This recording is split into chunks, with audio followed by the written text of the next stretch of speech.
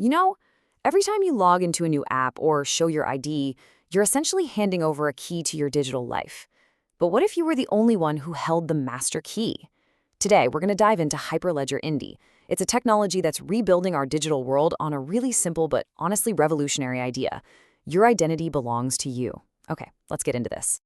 It seems like such a simple question, right? But just think about it for a second.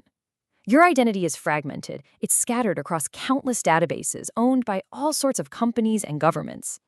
They hold all the little pieces of you, but you don't hold the blueprint. And that, right there, is the central problem of our digital lives. And these databases, well, experts call them identity honeypots. And it's a perfect name for them. They're these massive, centralized treasure troves of our personal data, our names, addresses, you name it. And for hackers, they're just completely irresistible targets.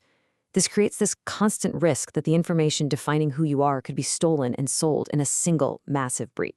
So this brings us face to face with the way our online world is actually built.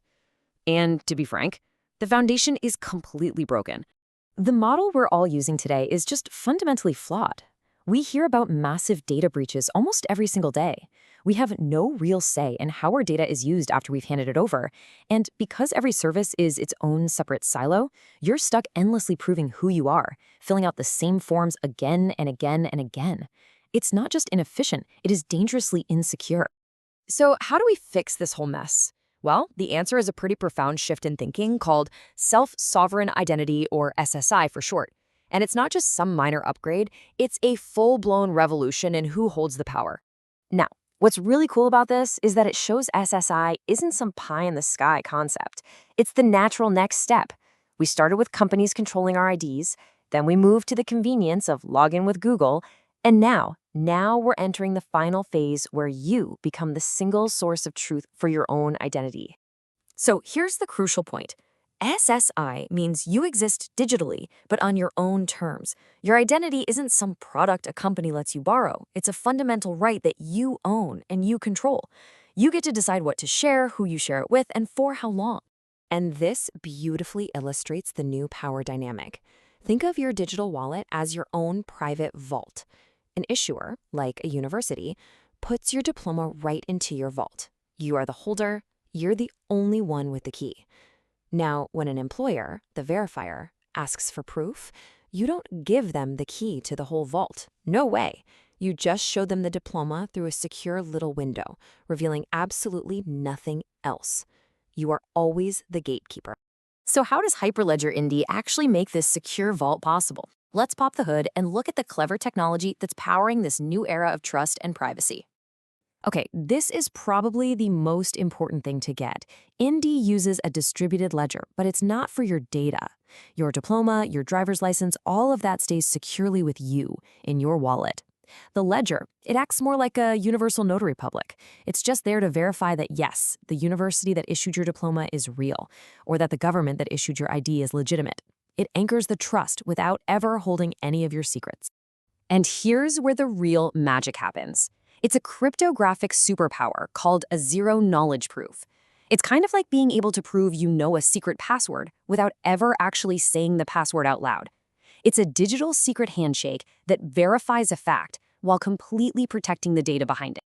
This changes everything about our daily interactions. Think about it. Instead of handing over your entire driver's license just to buy a drink, exposing your address, your exact birth date, all of that, your phone simply generates a cryptographic proof that says, yep, this person is over 21.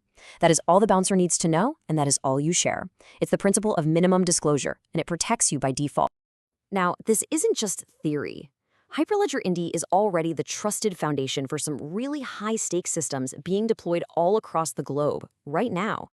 I mean, we're seeing Indy providing the trust layer for critical infrastructure everywhere.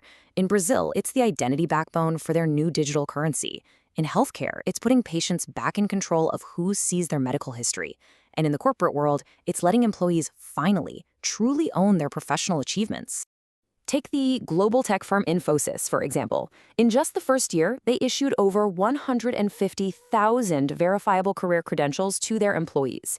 This means a developer's certifications are no longer just a line item on a corporate profile. They're a portable, provable asset that employee can carry with them for their entire career. And the impact here goes way beyond convenience.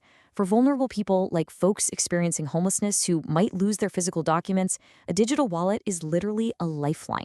This quote really shows how SSI can ensure they never lose access to critical healthcare services. It's about delivering dignity and security, not just data. So what's next? Well, the world of technology never stands still, and neither does Indy. The project is actively evolving to make sure it stays the gold standard for decentralized identity. A huge part of that future is a major engine upgrade. The community is in the process of moving Indy's ledger to a more modern platform called Hyperledger Besu.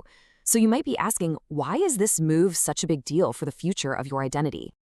Well, for you, the user, the benefits are huge. A potential 10-fold performance boost means systems can handle millions of people verifying credentials all at once without ever slowing down. Better alignment with global standards means your identity will work seamlessly across more services and even across borders. And more flexibility just means the system can adapt and improve much faster over time. And even with this big upgrade, Indy keeps its unique advantage. You see, unlike general-purpose blockchains that kind of treat identity as an afterthought, Indy was built from the ground up for one job and one job only: managing identity. Its entire architecture is a master-crafted toolkit for this specific critical task, and that is precisely why governments and major industries trust. Which brings it all back to you. We started this with an identity scattered all over the internet, completely out of your control. This technology offers a future where you are the sovereign. So the final question is, if you held the one true key to your digital self, what's the first thing you would change? How would a truly private, secure, and portable digital life empower you?